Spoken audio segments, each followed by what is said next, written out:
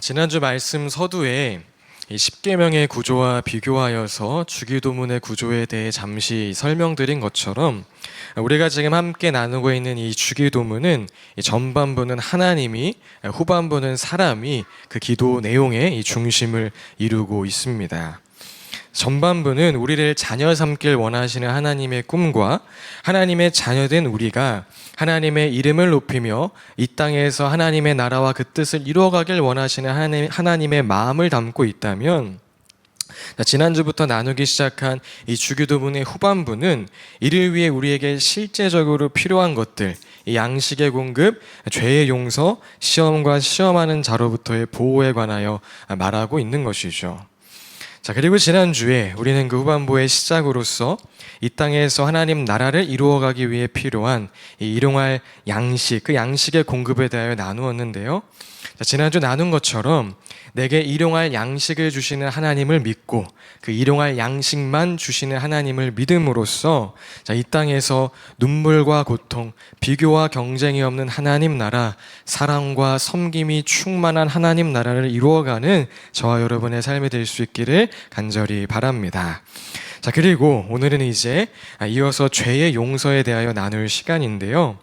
하나님 나라를 이루어가기 위해 하나님께서는 우리가 용서의 삶을 살길 꿈꾸신다는 것입니다. 우리 12절 말씀 함께 읽어볼까요? 시작. 우리가 우리에게 죄 지은 사람을 용서하여 준 것 같이 우리의 죄를 용서하여 주시고. 아멘. 그렇다면 하나님 나라를 이 땅에서 이루어가기 위해 하나님께서는 왜 우리가 용서의 삶을 살길 원하시는 것일까요? 이제 이 질문을 시작으로 오늘 말씀의 본론으로 들어갈 텐데요. 오늘도 그 전에 추천 도서를 소개해 드리자면, 오늘의 추천 도서는 필립 얀시의 용서, 은혜를 시험하는 자리라는 책과 팀 켈러 목사님의 용서를 말하다라는 책입니다. 용서라는 주제도 너무나 큰 주제이기 때문에 오늘 말씀을 들으시면서 이해가 안 되거나 또 궁금한 부분들이 있으시다면 물론 저에게 질문하셔도 좋고 또 이 책을 참고해 주시면 좋을 것 같습니다. 그럼 다시 본론으로 돌아와서 하나님께서는 왜 우리가 용서하길 원하실까에 대하여 이제 나누자면, 첫째로 용서가 나를 해방시켜 주기 때문입니다. 여러분, 누군가를 용서하지 못하고 있을 때, 원한을 품고 있을 때 가장 고통스러운 사람은 누구일까요? 원한을 품고 있는 자기 자신이겠죠. 예를 들어 운전 중 갑작스럽게 끼어들었다가 그냥 확 사라져버린 차로 인해 화가 나서 막 소리 지르고 욕을 하고 분노를 표출하게 되었다고 생각을 해봅시다.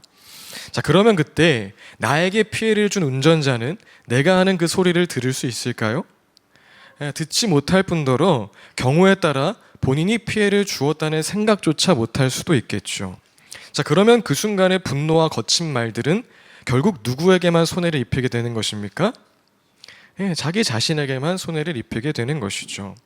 그리고 혹 차에 가족들이 타고 있었다면 이는 내 차에 타고 있는 나와 가장 가까운 가족들에게만 2, 3차 피해를 주는 그런 일이 될 것입니다. 이와 같이 누군가를 향한 원한, 분노, 용서하지 못하는 마음은 가장 먼저 자신과 더 나아가 자신과 가까운 사람들을 상하게 만든다는 것이죠. 영화배우이자 작가인 캐리 피셔는 원한이란 자기가 독을 마시고 상대가 죽기를 기다리는 것과 같다라는 말을 그의 저서에 기록했다고 하는데요. 용서하지 못하는 마음은 결국 가해자가 아니라 피해자 자신을 서서히 망가뜨리게 된다는 것입니다. 그러므로 용서하라는 말은 가해자의 편을 드는 말이 아닌 피해자가 우선 그 분노와 원한의 감옥으로부터 나올 수 있도록 2, 3차 피해를 당하지 않도록 해방시키기 위한 것이라 말할 수 있는 것이고, 그리고 이것이 바로 하나님께서 용서하길 원하시는 그 첫 번째 이유라는 것이죠. 다음으로 우리가 용서해야 하는 두 번째 이유는 이 첫 번째 이유와 연결되는 것이기도 한데요. 용서가 나뿐만 아니라 내가 속한 공동체의 은혜 없음의 사슬을 끊게 만들 것이기 때문입니다. 앞서 말한 예화에도 포함되어 있듯이 이 용서하지 못하는 마음은 개인뿐만 아니라 이 차에 타고 있는, 함께 타고 있는 그 가족들처럼 개인과 가까운 그 공동체를 파괴시키는 힘을 가지고 있습니다. 자, 누군가를 용서하지 못하는 마음은 가장 가까운 가족들을 자신의 분풀이 대상으로 사용하게 만들 수도 있고, 나는 우리 엄마처럼은 절대 안 살 거야, 나는 저 사람 같은 결정 절대 안 할 거야 와 같이 나의 어떤 선택과 기준이 내가 용서하지 못한 어떠한 대상에게 묶여있는 삶은 피해자였던 나 또한 누군가를 괴롭게 하는 가해자, 특별히 가까운 관계 안에서의 가해자가 되게 만들 수 있다는 것이죠. 필립 얀시의 용서, 은혜를 시험하는 자리, 이 책에 기록된 한 가정의 이야기인데요. 제가 한번 읽어드리겠습니다. 좀 긴 내용인데 천천히 들어주시면 좋겠습니다. 데이지는 1898년 시카고의 한 노동자 계급 가정에서 10남매 중 8째로 태어났다. 아버지가 버는 돈은 온 식구를 먹여 살리기엔 턱없이 모자랐고, 게다가 아버지가 술에 손을 대면서부터 돈은 더욱 부족했다. 아버지가 아직 아기였던 남동생과 여동생을 방바닥 저쪽 끝까지 걷어찰 때마다 데이지는 한쪽 구석에 웅크린 채 울음을 삼키곤 했다. 그녀는 아버지가 죽도록 미웠다.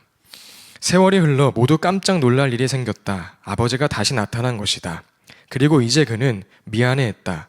자식들이 상상도 못할 정도로 미안해했다. 결국 아버지는 자식들의 마음을 얻게 된다. 데이지만 빼고.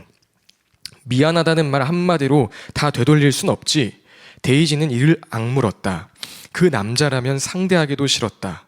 데이지는 평생 아버지처럼 되지 않으리라 다짐해왔다. 사실 술이라고는 한 방울도 입에 대지 않았다. 그러나 그녀는 집안을 난폭하게 다스렸다. 어린 시절 겪은 아버지의 난폭함이 조금 순한 형태로 나타난 것뿐이었다. 그녀는 걸핏하면 이마에 얼음주머니를 대고 소파에 누워 아이들에게 입 닥쳐 하고 큰 소리를 치기 일쑤였다. 이렇게 지독한 데이지는 이제껏 사과한 적도 용서한 적도 없다. 딸 마거릿은 어렸을 때 자기가 뭔가 잘못한 일이 있어 엄마한테 울며 사과하러 간 적이 있다고 한다. 그때 데이지는 빠져나갈 틈도 주지 않고 딸을 궁지로 몰아세웠다. 잘못했다는 게 말이나 돼? 잘못인 줄 알면 아예 처음부터 안 했으면 될 거 아니야? 딸 마거릿은 평생 자기 어머니 데이지와는 다르게 살리라 다짐했었다. 어느 날 화가 머리끝까지 치민 마거릿은 아들 마이클에게 살아생전 다시는 보고 싶지 않다라고 쏘아붙였다. 그게 26년 전이었는데 그 뒤로 마거릿은 마이클을 보지 않았다. 마이클은 환각제 탓에 약간 둔해지긴 했지만 그래도 마약 소굴을 빠져나왔다. 그리고 하와이로 이사가서 어떤 여자와 살다가 헤어지고 다시 다른 여자와 살다가 헤어진 뒤 또 다른 여자와 결혼했다. 내가 찾아갔을 때 그는 이런 말을 했다. 이 여자는 진짜예요. 이번에는 오래 갈 겁니다. 그러나 오래 가지 않았다. 살아있는 동안 그 여자를 다신 보고 싶지 않습니다. 말하는 음조가 꼭 그의 어머니 마거릿에서 듣던 것과 흡사했다. 마거릿의 말투는 다시 그 어머니 데이지의 것으로, 그것은 다시 거의 한 세기 전 시카고의 어느 연립주택에서 벌어진 사건으로 훌쩍 거슬러 올라가는 것이다. 가족의 DNA에 암호화된 영적 결함처럼 비은혜는 끊어지지 않는 사슬처럼 대물림된다. 여러분, 이처럼 용서하지 못하는 마음은 대를 이어서 이 공동체를 파괴하는 힘이 있다는 것입니다. 물론 누군가의 잘못을 미화하려는 것은 절대 아니지만, 여러분, 만약 이 가문에서 누군가 용서함으로 그 모든 이 날카로운 선악의 논리로 대하는 이 비은혜의 사슬을 끊었다면 어떻게 되었을까요? 개인뿐만 아니라 그 가문의 이야기가 새롭게 쓰여졌겠죠. 그리고 이것이 바로 하나님께서 우리가 용서의 삶을 살길 원하시는 두 번째 이유, 용서가 나뿐만 아니라 내가 속한 공동체의 비은혜의 사슬을 끊게 만들 것이기 때문이라는 것입니다. 자, 그리고 마지막으로 하나님께서 우리가 용서의 삶을 살기 원하시는 그 세 번째 이유는 용서가 진정한 정의를 실현할 수 있기 때문입니다. 앞서 하나님께서 우리가 용서의 삶을 살기 원하시는 이유는 먼저는 내가 그리고 내가 속한 공동체가 진정한 해방과 자유를 경험할 수 있기 때문이라고 나누었는데요. 자, 이와 같은 내용이 심리적인 영역에서 설득력을 얻을 수는 있겠지만 사실 공적인 영역에서의 설득력을 얻기는 쉽지 않습니다. 자, 왜냐하면 피해자가 이 가해자를 용서한다고 할 때에 가해자의 처벌에 대한 문제가 남아있기 때문이죠. 자, 그런데 물론 이 가해자는 자신이 지은 죄의 심각성에 대하여 정확하게 알아야 하고 이를 위한 처벌도 받아야 하지만 여기서 말하는 정의가 가해자를 향한 단순한 보복, 복수가 아닌 악 자체를 물리치는 것, 진정한 의를 실현하는 것이라고 여긴다면 이 용서는 정의를 가로막는 것이 아니라 정의를 실현하는 가장 실제적인 방법이라는 것을 우리는 인정하게 될 것입니다. 정의가 보복을 통하여서 또 다른 보복의 가능성을 열어두는 것이 아니라 죄를 견책함을 넘어 죄 자체에 대한 승리까지 이어지는 것이라면 이 용서는 정의를 포기하는 것이 아닌 정의를 실현할 수 있는 가장 강력한 도구가 될 수 있기 때문이죠. 자, 이번에는 팀 켈러 목사님의 용서를 배우다 이 책에 기록된 흑인 전도자 탐 스키너의 이야기와 이를 설명하는 이 팀 켈러 목사님의 말을 한번 읽어드리겠습니다. 팀에서 내 포지션은 공격수인 레프트 가드였다. 하프백이 공을 잡고 엔드런이나 오프 태클을 시도할 때 상대 수비수를 방해하는 게 내 임무였다. 그날도 쿼터백이 엔드런은 주문하자 나는 달려나가서 디펜시브 엔드를 막아 쓰러뜨렸다. 하프백은 돌파해서 득점에 성공했다. 다시 결집하려고 다들 바닥에서 일어서고 있는데 어쩌다 나한테 저지당한 아이가 벌떡 일어나 노발대발해서는 내게 달려들어 복부를 가격했다. 그의 가격으로 내 몸이 앞으로 푹 꺾이자 이번에는 등을 찍어 눌렀다. 그는 땅을 치고 있는 나를 발로 걷어차면서 이 더러운 껌둥이 XXX 내가 한 수 가르쳐주지 라고 외쳤다. 옛날에 탐 스키너였다면 이럴 때 득달같이 일어나 그 백인 아이를 가루로 만들었을 것이다. 그러나 변화된 나는 바닥에서 일어서서 그에게 이렇게 말했다. 어쨌거나 널 사랑한다. 이게 다 예수님 덕분이야. 그 아이는 헬멧을 벗어 바닥에 던지고 경기장 밖으로 뛰쳐나갔다. 물론 남은 경기 시간에 출전할 수 없었다. 경기가 끝난 후 라커룸에서 그가 내게 다가와 말했다. 탐, 나를 사랑한다는 네 말이 내 편견을 무너뜨렸다. 네가 내 턱주가리를 날렸다면 이렇게 되지 않았겠지. 여기에 중요하게 지적할 점이 있다. 스키너는 원수를 사랑하라는 예수님의 명령을 깊이 내면화했고 동시에 사회 비평가가 되어 교회 안팎에서 인종차별을 비판하고 인종정의를 열렬히 옹호했다. 용서하는 사랑이 정의의 추구와 대립되지 않는다고 보았던 것이다. 그가 옳았다. 네. 여러분, 정의로 이 세상이 변화될 것 같지만 의외로 그렇지 않습니다. 가장 가까운 예가 이 가정 안에 있는데요.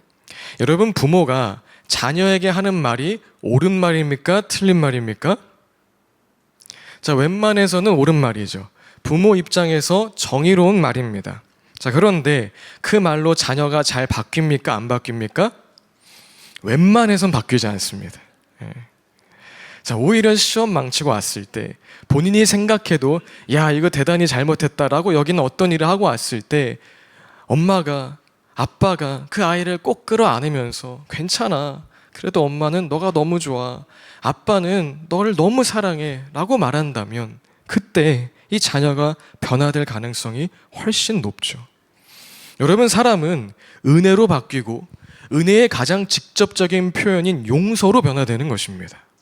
자, 그리고 이것이 바로 하나님께서 우리가 용서의 삶을 살길 원하시는 이유, 용서가 우리 삶의 진정한 정의를 실현하게 될 것이기 때문이라는 것이죠. 자, 지금까지 나눈 내용을 잠시 정리하자면 하나님께서 하나님 나라를 위해 우리가 용서하는 삶 살길 꿈꾸시는 이유는 첫째, 용서가 나를 해방시키고 이어서 공동체를 묶고 있는 그 비은혜의 사슬을 끊게 만들고 진정한 정의를 실현하게 만들 것이기 때문이라는 것이죠. 자, 그런데 그럼에도 불구하고 내가 왜 저 인간을 용서해야 하는가라는 어떤 그 날 것의 질문은 사실 잘 풀리지 않을 것입니다. 그리고 이는 어쩌면 당연한 반응이겠죠. 왜냐하면 이 비은혜의 세상, 선과 악으로 모든 것을 확실히 나누고 싶은 이 세상의 렌즈로 보면 그 어떤 이유도 내가 특별히 용서할 대상이 없을 때는 그냥 고개를 끄덕일 수 있지만 정말 내가 용서해야 되는 진짜 원수가 생기면 그 어떤 이유도 내게 아픔을 준 가해자를 용서해야 하는 그 설득력 있는 이유로 다가오지 않을 것이기 때문입니다. 자, 그렇기 때문에 우리는 지금까지 나눈 위와 같은 모든 이유 또한 알아야 하지만 그 아래에 있는 가장 본질적인 이유, 하나님께서 우리가 용서의 삶을 살길 원하시는 가장 강력한 이유에 대하여서도 우리가 분명하게 기억해야 하는데요. 그 이유는 바로 우리가 하나님의 자녀이기 때문이라는 것입니다. 용서하는 삶이 하나님의 형상을 닮은 하나님의 자녀들이 살아야 하는 삶이기 때문에 우리는 용서의 삶을 살아야 한다는 것이죠. 필립 얀시는 다음과 같이 말합니다. 함께 읽어볼까요? 시작. 하나님의 진노를 받아 마땅한 우리가 그분의 사랑을 받고 하나님의 형벌을 받아 마땅한 우리가 그분의 용서를 받는다. 만약 우리가 인간관계의 그 패턴을 반영한다면 우리는 하나님 닮은 모습을 세상에 드러내는 것이다. 즉 우리가 용서해야 하는 그 이유를 딱 한 가지 말하자면 그것은 우리가 하나님의 형상을 닮은 이 땅에 하나님의 살아계심을 나타내야 하는 하나님의 자녀이기 때문이라는 것입니다. 앞서 나눈 하나님께서 우리가 용서의 삶을 살길 원하시는 그 세 가지 이유에 대하여서도 기억하지만 무엇보다도 이 어떤 순간에도 흔들리지 않을 이 마지막 이유, 우리가 하나님 자녀이기 때문에 용서해야 한다는 이유를 여러분 꼭 기억하시길 바랍니다. 자, 그렇다면 이제 다음 질문으로 넘어가 그럼 우리는 어떻게 하나님의 자녀답게 정말 용서하는 삶을 살 수 있을까요? 자, 첫 번째로 한번 따라해 볼까요? 하나님 앞에서 겸손해져야 합니다. 여러분 우리가 누군가를 쉽게 용서하지 못하는 그 이유에 대하여 생각해 보자면 그것은 용서하지 못할 분명한 이유, 선악에 대한 나의 분명한 판단이 있기 때문일 것입니다. 자, 그런데 타인의 잘잘못을 따지기 전에 나 또한 누군가를 심판할 자격이 없는 똑같은 죄인임을 알면, 하나님 앞에 내 코가 석자임을 알면 어떻게 될까요? 누군가를 향한 원한, 명확한 선악에 근거한 그 분노는 자연스럽게 줄어들게 되겠죠. 자, 그리고 더하여서 누군가를 판단할 자격 없는 그런 죄인인 내가 오직 하나님의 은혜로 용서함 받았음을 실감하면 어떻게 될까요? 누군가 나에게 지은 죄에 대하여도 너그러이 대할 수 있게 될 것입니다. 예수님은 마태복음 18장에서 이 용서에 대해 가르치시면서 다음과 같은 아주 유명한 예화를 하나 말씀하시는데요. 저와 여러분이 한 슬라이드씩 한번 교독하면서 읽어보았으면 좋겠습니다. 그러므로 하늘나라는 마치 자기 종들과 샘을 가리려고 하는 어떤 왕과 같다. 왕이 샘을 가리기 시작하니 10,000달란트 빚진 종 하나가 왕 앞에 끌려왔다. 그는 빚을 갚을 돈이 없으므로 주인은 그 종에게 자신과 그 아내와 자녀들과 그 밖에 그가 가진 것을 모두 팔아서 갚으라고 명령하였다. 그랬더니 종이 그 앞에 무릎을 꿇고 참아 주십시오. 다 갚겠습니다 하고 애원하였다. 주인은 그 종을 가엾게 여겨서 그를 놓아주고 빚을 없애주었다. 그러나 그 종은 나가서 자기에게 100데나리온 빚진 동료 하나를 만나자 붙들어서 멱살을 잡고 말하기를 내게 빚진 것을 갚아라 하였다. 그 동료는 엎드려 간청하였다. 참아주게, 내가 갚겠네. 그러나 그는 들여주려 하지 않고 가서 그 동료를 감옥에 집어넣고 빚진 돈을 갚을 때까지 갇혀 있게 하였다. 다른 종들이 이 광경을 보고 매우 딱하게 여겨서 가서 주인에게 그 일을 다 일렀다. 그러자 주인이 그 종을 불러다 놓고 말하였다. 이 악한 종아, 네가 애원하기에 나는 너에게 그 빚을 다 없애주었다. 내가 너를 불쌍히 여긴 것처럼 너도 내 동료를 불쌍히 여겼어야 할 것이 아니냐. 주인이 노하여 그를 형무소 관리에게 넘겨주고 빚진 것을 다 갚을 때까지 가두어 두게 하였다. 너희가 각각 진심으로 자기 형제 자매를 용서해 주지 않으면 나의 하늘 아버지께서도 너희에게 그와 같이 하실 것이다. 아멘. 예수님께서는 이 용서를 말씀하시면서 왕으로부터 1만 달란트, 이 하루 일당을 10만 원으로 잡았을 때 현 시세로 하면 약 6조 원 정도의 돈을 탕감받은 어느 종이 나가면서 자신에게 100데나리온, 이 1000만 원 빚진 자를 용서해 주지 못하고 멱살을 잡고 갚으라고 했다는 이야기를 하신 것인데, 자, 여러분이 예화를 통해 예수님께서 전하고자 하는 메시지가 무엇이겠습니까? 용서는 선악을 따져서 어떤 잘잘못을 따져서 할 수 있는 것이 아닌, 나 또한 누구의 죄를 따질 수 없는 왕 앞에서 1만 달란트 빚진 자임을 알 때에, 나 또한 왕으로 인하여서 그 1만 달란트 탕감받은 자임을 알 때에, 즉 왕 앞에서 겸손해질 때 할 수 있는 것임을 말씀하고 계시는 것이죠. 자, 그렇다면 여러분, 우리는 어떻게 그 하나님 앞에서의 겸손을 정말 배울 수 있는 것일까요? 자, 그것은 똑같습니다. 언제나 결론은 똑같습니다. 예수님의 십자가 앞에 서야 합니다. 예수님의 십자가 앞에서 우리는 하나님을 대적하여 살아온 나의 죄가 얼마나 큰지를, 또 1만 달란트와 같은 내 죄를 예수님께서 대신 짊어지시고 십자가에서 죽으심으로 그 죄를 탕감하셨음을 정말 실감하게 될 것이기 때문입니다. 자, 그리고 두 번째로, 용서하는 삶을 살기 위해서는 한번 따라해 볼까요? 충만해야 합니다. 여러분, 우리가 누군가를 쉽게 용서하지 못하는 또 다른 이유를 한번 생각해 보자면 그것은 결핍 때문일 것입니다. 예를 들어, 저 사람처럼 살지 말아야지 라는 생각을 삶의 동력으로 삼아온 사람에게 용서는 그 삶을 유지해오던 반동의 그 에너지를 멈추는 일이고, 저 사람 때문에 내가 지금 이러는 거야 라는 생각, 즉 스스로를 선한 피해자로 여기며 살아온 사람에게 용서는 자신의 정체성에 대한 심각한 도전으로 다가오기 때문에 용서하기 힘들다는 것이죠. 즉, 누군가를 용서하지 못한 그 원한과 분노가 자신의 삶의 이유와 정체성에 영향을 미치고 있기 때문에 원한, 분노, 억울함 등을 자기 존재의 결핍을 가리는 도구로 자신도 모르게 사용하고 있었기 때문에 누군가를 용서하는 순간 다시 결핍의 상태로 돌아갈 것이 두려워서 누군가를 용서하길 우리는 힘들어한다는 것이죠.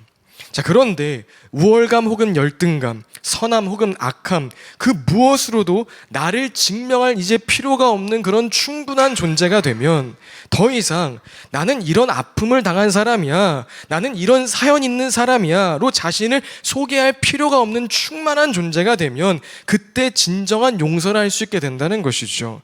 다른 표현으로 하자면 나의 존재적 결핍을 가려줄 것이라고 착각하였던 그 대상을 우리는 이제 놓아줄 수 있게 된다는 것입니다. 자, 그렇다면 어떻게 이와 같은 이 충만함을 경험할 수 있을까요? 똑같습니다. 답이 뭘까요? 예수님의 십자가를 정말 경험해야 합니다. 예수님의 십자가 앞에 정말 서봐야 합니다. 왜냐하면 예수님의 십자가 은혜가 용서하지 못하는 대상에 대한 어떤 우월감으로 스스로를 증명하려 했던 나의 삶을 깨고, 예수님의 그 십자가 사랑이 용서하지 못하는 대상으로 인한 열등감으로 나를 지키려 했던 그 삶을 깨고 진정한 충만, 하나님의 자녀됨의 충만함을 알게 할 것이기 때문입니다. 팀 켈러 목사님 용서를 배우다 해서 이렇게 말씀하십니다. 함께 읽어보겠습니다. 시작. 우리를 이토록 변화시키는 것은 없다. 내가 이렇게 사랑받는 존재이니 열등감이 사라지고 은혜로만 구원받은 죄인이니 우월감도 사라진다. 십자가에 달리신 예수님의 부르짖음을 이해하면 그것이 바로 개인의 변화를 낳는 열쇠가 된다. 아울러 그것은 인간의 용서와 화해를 이루는 위대한 열쇠이기도 하다. 네, 우리 이 내용 한 번 더 새기면서 읽어볼까요? 시작. 우리를 이토록 변화시키는 것은 없다. 내가 이렇게 사랑받는 존재이니 열등감이 사라지고 은혜로만 구원받은 죄인이니 우월감도 사라진다. 십자가에 달리신 예수님의 부르짖음을 이해하면 그것이 바로 개인의 변화를 낳는 열쇠가 된다. 간의 용서와 화해를 이루는 위대한 열쇠이기도 하다. 아멘, 아멘. 예수님의 십자가만이 우리를 충만하게 할 수 있고, 예수님의 십자가만이 우리가 충만한 하나님의 자녀임을 정말 실감하게 할 수 있다는 것이죠. 그리고 바로 그때 이 십자가를 경험할 때 그 충만함 가운데 우리는 용서하지 못하고 있던 그 대상을 이제 놓아줄 수 있다는 것입니다. 용서할 수 있게 되는 것이죠. 자, 지금까지 하나님의 자녀다운 그 용서의 삶을 살기 위해서는 하나님 앞에 겸손해야 하고 충만해야 함에 대하여 나누었는데, 자, 이 또한 첫 번째 질문, 하나님은 왜 우리가 용서의 삶 살기 원하시는가에 대한 답을 이 하나님의 자녀이기 때문에 라고 정리한 것처럼 한 문장으로 압축하자면, 여러분, 용서의 삶을 살기 위해서는 예수님의 십자가를 정말 제대로 경험해야 한다는 것입니다. 날이 갈수록 예수님의 십자가의 의미와 그 깊이와 넓이를 더욱 알아가는 저와 여러분의 삶이 될 수 있길 예수님의 이름으로 축복드립니다. 자, 그리고 여기서 잠시 오늘 본문 자체의 내용에 주목하자면, 자, 오늘 본문에 기록된 우리가 우리에게 죄 지은 사람을 용서하여 준 것 같이 우리의 죄를 용서하여 주시고 라는 문장은 이 마치 하나님께 용서를 받으려면 용서해야 한다는 그런 조건처럼 느껴질 수가 있는데요. 여러분, 이는 조건이 아니라 용서가 그만큼 중요함을 나타낸 것이고, 1만 달란트의 그 예화처럼 우리가 하나님께 용서함 받았음을 알면 우리 또한 누군가를 용서할 수밖에 없음을 강조한 것입니다. 자, 예를 들어 마치 엄마가 안아달라고 막 떼를 쓰는 아이에게 가서 저 물건 정리하고 와, 그럼 그때 안아줄게 라고 말했다고 할 때에, 이를 통해 우리는 엄마가 아이의 교육을 위하여 이 순간을 얼마나 중요하게 여기고 있는지 알 수 있고, 또 아이는 엄마로부터 이미 용납받은 그 안정감, 100% 자신을 안아줄 것이라는 확신을 가지고 물건을 정리하러 가게 되는 것처럼, 오늘 이 주기도문의 내용 또한 조건이 아니라 정말 예수 그리스도의 십자가를 통한 그 하나님의 용서를 경험했다면 우리 또한 용서할 수밖에 없음을 강조하고 있는 그런 구절이라는 것이죠. 그리고 다시 오늘 설교의 흐름으로 돌아오자면, 그렇기에 우리는 우리에게 죄 지은 사람을 용서하기 위하여 우리를 용서하기 위해 보이신 예수님의 십자가 희생, 십자가 사랑, 십자가 은혜를 더욱 깊이 경험해야 한다는 것입니다. 예수님의 십자가를 정말 깨닫는 것 외에 사람으로서 누군가를 용서할 수 있는 방법은 없다는 것이죠. 우리 골로새서 3장 말씀 함께 읽어보겠습니다. 시작. 그러므로 여러분은 하나님의 택하심을 입은 사랑받는 거룩한 사람답게 동정심과 친절함과 겸손함과 온유함과 오래 참음을 옷 입듯이 입으십시오. 누가 누구에게 불평할 일이 있더라도 서로 용납하여 주고 서로 용서하여 주십시오. 주님께서 여러분을 용서하신 것과 같이 여러분도 서로 용서하십시오. 아멘. 우리 지금 나눈 이 말씀으로 오늘 나누었던 그 모든 내용을 요약하자면, 여러분, 우리는 용서의 삶을 살아가야 하는데 그 이유는 우리가 하나님의 택하심을 입은 사랑받는 거룩한 사람이기 때문이라는 것입니다. 하나님의 자녀이기 때문이라는 것입니다. 그리고 이어서 어떻게 하나님의 자녀답게 서로 용납하여 주고 서로 용서할 수 있습니까? 라는 질문에 답하자면 이 13절 말씀이 주님께서 여러분을 용서하신 것과 같이 라고 기록하고 있는 것처럼 우리를 용서하기 위해 달리신 그 예수 그리스도의 십자가를 진정 경험해야 하는 것입니다. 하나님의 자녀로서 예수 그리스도의 십자가를 경험함으로써 하나님 나라를 위한 이 용서의 삶을 살아가는 저와 여러분 되시길 예수님의 이름으로 축복드립니다. 자, 이제 말씀을 마무리하면서 이와 같은 용서의 삶을 살았던 성경 인물을 한 사람 소개해드리자면 바로 요셉입니다. 요셉은 아시는 것처럼 어린 시절 형들에게 팔려서 이집트의 노예가 되었는데요. 어린 시절 도시락을 전달하기 위해 형들에게 갔다가 형들에게 붙잡혀서 깊은 웅덩이에 갇히고 이 자식을 죽일까 살릴까 하는 그 형들의 소리를 들은 요셉은 정말 큰 상처와 그 트라우마를 얻게 되었을 것입니다. 그리고 결국 이 이집트로 팔려간 요셉은 그곳에서 밤낮으로 일하며 형들을 향한 분노, 억울함, 그 원통함, 그것으로 인해 잠 못 드는 날들도 많이 보냈겠죠. 그리고 그럼에도 어찌 달리 방법 없는 현실을 보면서 서러움에 눈물을 흘리는 날도 많았을 것입니다. 자, 그런데 시간이 한참 흘러서 요셉은 이집트의 총리가 되고 요셉의 형들은 가뭄의 때 그 식량을 구하기 위하여 이제는 총리가 된 그 요셉 앞으로 왔을 때에 이 요셉 이야기의 끝에 가보면 요셉은 형들에게 복수하는 것이 아니라 형들을 진정 용서했음을 우리는 보게 됩니다. 이 창세기의 마지막 장인 50장을 보면 이들의 아버지인 야곱이 죽고 그 이후에 요셉의 형들이 요셉을 찾아와서 요셉에게 용서를 구하는 장면을 볼 수가 있는데요. 참고로 이 장면은 요셉이 이전에 형들을 이미 용서했음에도 불구하고 형들은 그건 아버지가 살아계시기 때문에 용서한 척한 것일 거다. 우리가 요셉에게 한 짓을 생각하며 요셉은 절대 우리를 용서할 수 없다라고 생각하여서 다시금 요셉에게 용서를 구하러 온 그런 장면입니다. 우리 그 장면 함께 읽어볼까요? 시작. 요셉의 형제들은 아버지를 여의고 나서 요셉이 자기들을 미워하여 그들에게 당한 온갖 억울함을 안 갚음하면 어찌하나 하는 생각이 들어서 요셉에게 전가를 보냈다. 우리 아버지께서 섬기신 그 하나님의 종들인 우리가 지은 죄를 용서하여 주시기 바랍니다. 네. 자, 그리고 이어지는 구절에서 요셉은 이 형들의 말을 듣고 심히 통곡했다, 울었다라고 그렇게 나와 있는데요. 왜 울었을까요? 용서를 받았음에도 불구하고 여전히 용서받지 못한 자처럼 두려워하고 불안해하는 그 형들을 긍휼히 여기는 마음에서 운 것이죠.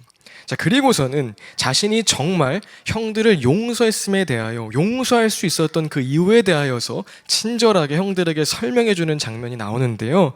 우리 이어지는 19절부터 21절 함께 읽어보겠습니다. 시작. 말하였다. 두려워하지 마십시오.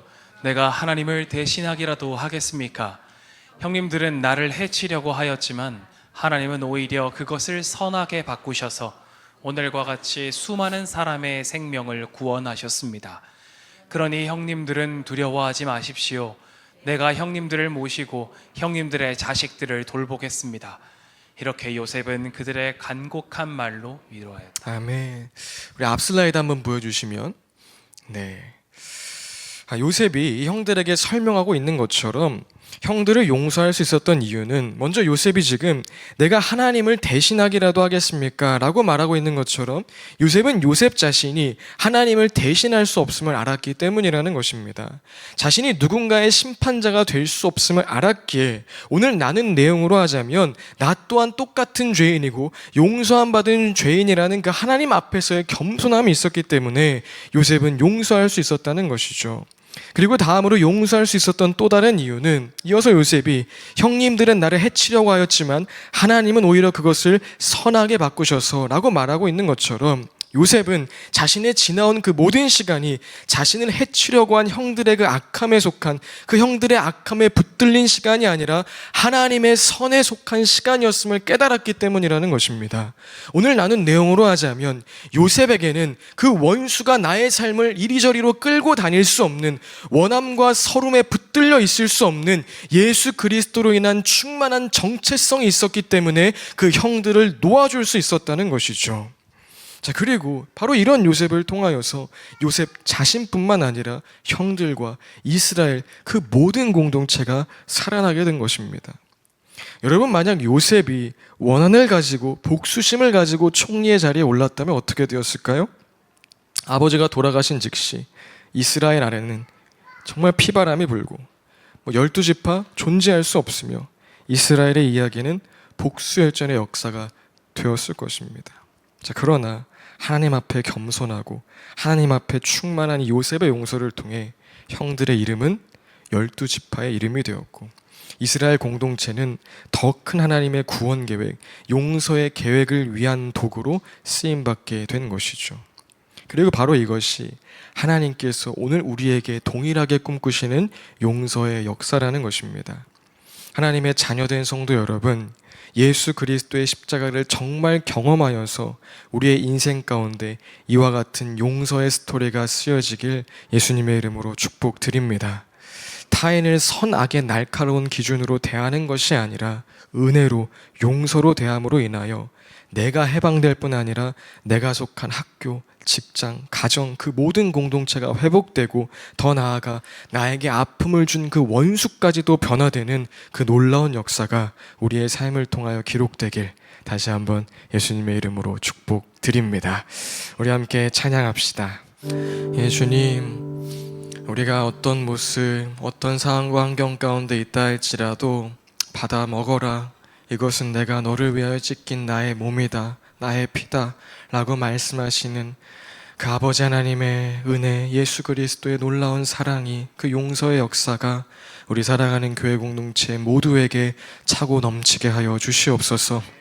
그로 인하여서 이제 피해 받을 수 있는 교회 되게 하시고 당해 줄 수 있는 교회 되게 하시고 이로 말미암아 나도 해방되고 공동체를 묶고 있던 그 비은혜의 사슬이 모두 끊어지고 그 원수까지도 진정 하나님을 만나 참된 정의가 실현되는 그 놀라운 역사를 우리가 보게 하여 주시옵소서.